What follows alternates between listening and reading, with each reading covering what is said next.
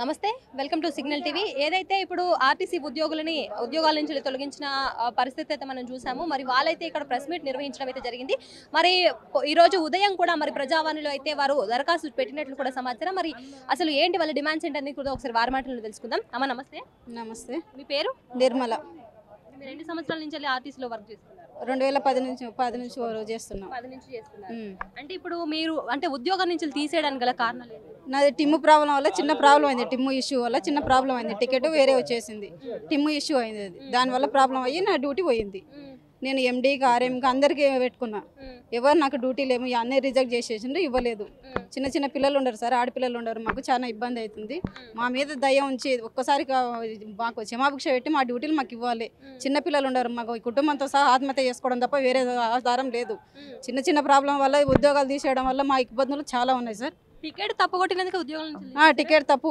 Print తప్పు పడింది madam print సరిగా రాలేదు దానివల్ల అది పోయింది పెద్దది వచ్చేది చిన్నపిల్లలు పెద్ద టికెట్ వచ్చేది చిన్నపిల్లల టికెట్ వచ్చింది టిమ్ము ఇష్యూ వల్ల దానివల్ల ప్రాబ్లం అయ్యి అట్లా వచ్చింది సారు ఏమో తీసేసిండ్రు అట్లా అయిపోయింది మీరు అడగలేదా అంటే మీ ఆఫీసర్స్ తో మీరు మాట్లాడలేదా మాట్లాడిన వాళ్ళు ఏం రెస్పాన్స్ కాలేదు మేడం అందరిని అడిగినాం ఏం రెస్పాన్స్ ఏం కాలేదు అందరికి రిక్వెస్ట్ పెట్టుకున్నాం అందరికి అప్పీల్ పెట్టినాం ఎవరు రెస్పాన్స్ కాలే ఇంకా రిమూవ్ చేసేసిండ్రు అయితే ఇప్పుడు మీరు పొద్దున ప్రజావాణి కూడా వెళ్ళారు అక్కడ ఏమన్నారు అక్కడ ఇంకా సార్ వాళ్ళు ఎవరు కలవలేదు తిరుగుతూనే ఉన్నాం సంవత్సరం నుంచి తిరుగుతున్నాం సంవత్సరాన్నర అవుతుంది దగ్గర తిరగబట్టి అందరూ చేస్తాం అని కమిటీ వేసిండ్రు ఆ కమిటీ ఇంకా మళ్ళీ దాంట్లో మళ్ళీ వేరే కమిటీ వేసారు సబ్ కమిటీ వేసారు కమిటీకి అది తిరుగుతూనే ఉన్నాం కానీ అందరూ చూస్తాం అంటుండ్రు కానీ ఏం క్లారిటీగా చెప్పట్లేదు చెప్పట్లేదు ఇప్పటికి ఎన్నిసార్లు తిరుగుతున్నారు ఈ యొక్క అంశం మీద 1.5 year అవుతుంది తిరగబట్టి తిరిగిన అంటే వెళ్ళిన ప్రతిసారి ఏమంటున్నారు చూస్తామని చెప్తున్నారు ప్రతిసారి చూస్తామని చెప్తున్నారు ఇంకా అంతే ఏం చెప్పట్లేదు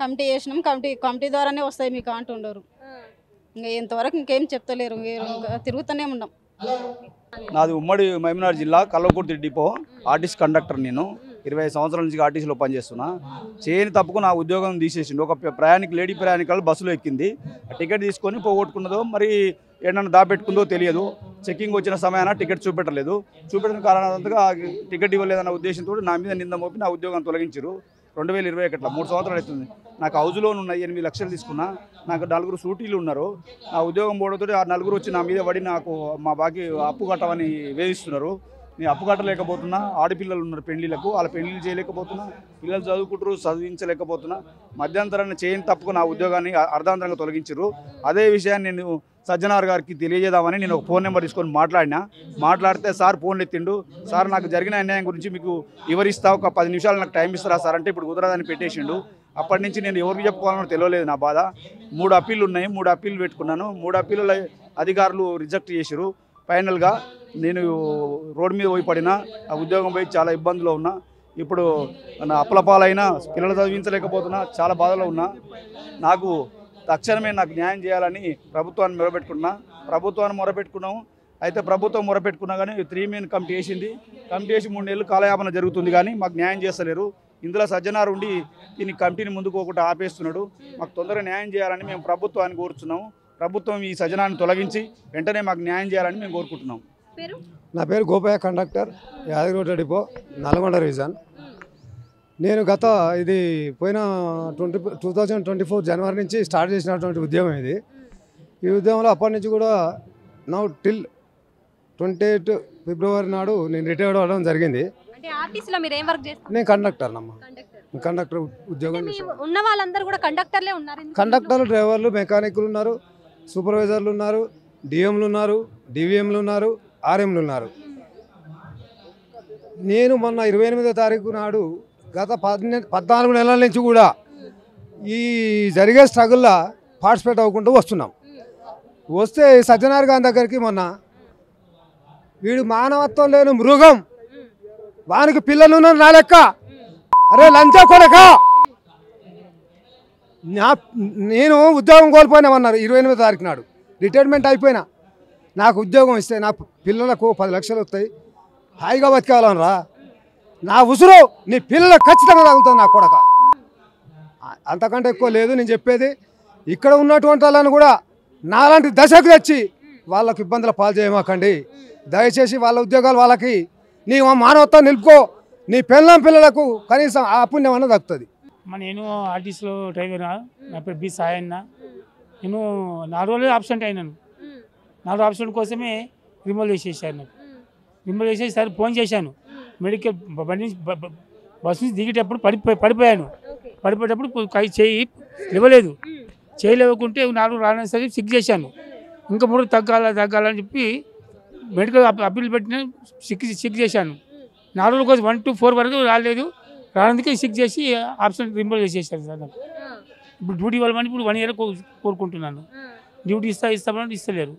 సర్జరీ చేసేస్తే సంతోషం ఉంటారని అనుకుంటున్నాను. ఏంటంటే ఇప్పుడు మీకు ఇప్పుడు ఈ డ్యూటీలు రాకుండా ఆపేది సజ్జనారే అని చెప్పేసి మీరు అనుకుంటున్నారా? అవును సార్, అవును. అట్లా ఎందుకంటారు? డిఎం ఆర్ఎంలు ఇస్తారు కదా, ఈ ఎండి చెప్తే వీళ్ళు ఉంటున్నారు. వీళ్ళు ఫ్రాడ్ చేస్తున్నారు, అయినా ఫ్రాడ్ చేస్తున్నారు. వీళ్ళకి వాడుకోవడానికి వీళ్ళు ఫ్రాడ్ చేస్తున్నారు. ఇప్పుడు అంటే ఆధారాలు లేనిది మనం ఏది చెప్పొద్దు. ఇప్పుడు మీరు పర్టికులర్ గా బహిరంగంగా చెప్తున్నారు. ఆర్టీసీ ఎండి ఎవరైతే ఉన్నారో సజ్జనారు, ఆయన ఏదైతే ఉన్నాయో అవన్నీ స్కామ్లు చేశారని చెప్పేసి కూడా మీరు చెప్తున్నారు. అవునమ్మా, ఆధారాలు ఉన్నాయా? ఉన్నాయమ్మా. దుర్గా మొబైల్ దుర్గా ఆటోమొబైల్ దాంట్లో 50,000 బిల్లు అయితే 2 లక్షల బిల్లు రాసుకొని అమౌంట్ తీసుకుంటారు గవర్నమెంట్ నుంచి. అయినా దుర్గా పాస్పోర్ట్ ఉంటుంది చూడు, పాస్పోర్ట్ ఎలక్ట్రానిక్ సంబంధించింది, బస్సులకు సంబంధించింది పార్ట్స్ కావాల్సి ఉన్నాయి కదా, దాంట్లో 50,000 బిల్లు అయితే 1,50,000 తీసుకొని ఫ్రాడ్ చేస్తున్నారు. దాంట్లో కూడా అది ఉన్నాయి, సాక్షి ఆధారాలు ఉన్నాయి. మా రాజధాని దగ్గర ఉన్నాయి, మా గంగాధర దగ్గర ఉన్నాయి, భాగేశ్వరం దగ్గర ఉన్నాయి. అంటే ఆధారాలు ఉన్నాయి అమ్మ మా దగ్గర కూడా. కానీ చిన్న తప్పులు 4 రోజులు ఆబ్సెంటే, ఒక వారం రోజు ఏం లేదు. 4 రోజులు ఆబ్సెంట్ కోసం మొత్తం రిమూవల్ పడి సర్వీస్ చేసేసాడు. పోదండి ఇప్పుడు నాది చిన్న పల్లెటూరు, మాది కొడి మండలం. నాకు 3 పిల్లలు, కుంటి అయినా కోడలు మూగది, ఇంకా పిల్లలు 3 పెళ్ళికి ఉన్నారు. చాలా బాగా ఇబ్బంది పడుతున్నాము. నేనైతే మాత్రం. నమస్తే. నమస్తే మ్యామ్. మీ పేరు? అంబిక మ్యామ్. మీరేం చేస్తుంటారు ఆర్టీసీ దాంట్లో? Conductor madam. అంటే మీ ఉద్యోగం పోయేంత అంటే పని అట్లా ఏం చేస్తుంటారు? చిన్న పొరపాట్లు మేడం. మేము ఉన్నది ప్రజల మధ్యలో మేడం. బస్సులో ఒక 100 మంది 120 మంది ఎక్కుతారు మేడం. మేము ఏసీ రూమ్లో కూర్చునే దౌకర్లు కావు మేడం. అవి బస్సులో ఉండి ఎక్కి దిగే వల్ల చిన్న పొరపాట్లు జరుగుతాయి. అవి పెద్ద మనసుతో క్షమించి మా నౌకర్లు మాకు ఇప్పిమని అడుగుతున్నాం సార్ మేడం. ఎందుకు తీసేసారు మిమ్మల్ని పని నుంచి? టికెట్ ఇష్యూ వల్ల మేడం. ఒక ఫుల్ టికెట్ టిమ్ ఉంటుంది కదా మేడం, ఫుల్ టికెట్ వల్ల హాఫ్ టికెట్ రావడం, హాఫ్ టికెట్ ఎట్లా ఇచ్చినామని చెప్పి రిమూవ్ చేయడం. అట్లా చిన్న పొరపాట్లు మేడం. అవి 60 రూపాయల టికెట్ వాళ్ళు తీసుకోకపోయినా, తీసుకొని జేబులో పెట్టుకొని పొడగొట్టుకున్నా అన్నీ మా మీనే పడతాయి మేడం. ఆ చిన్న పొరపాట్ల వల్ల మా జాబులు పోయినాయి మేడం. నెక్స్ట్ మళ్ళీ మీరు చెప్పండి మేడం. నా పేరు మల్లిక మేడం, మాది హన్మకొండ మేడం. ఇప్పుడు బస్సు నడిపేటప్పుడు మేడం ఏంటంటే బస్సులో ఎక్కే ప్యాసింజర్లో టికెట్ తీసుకోకపోయినా కూడా కండక్టర్ మీద ప్రాబ్లం వస్తుంది మేడం.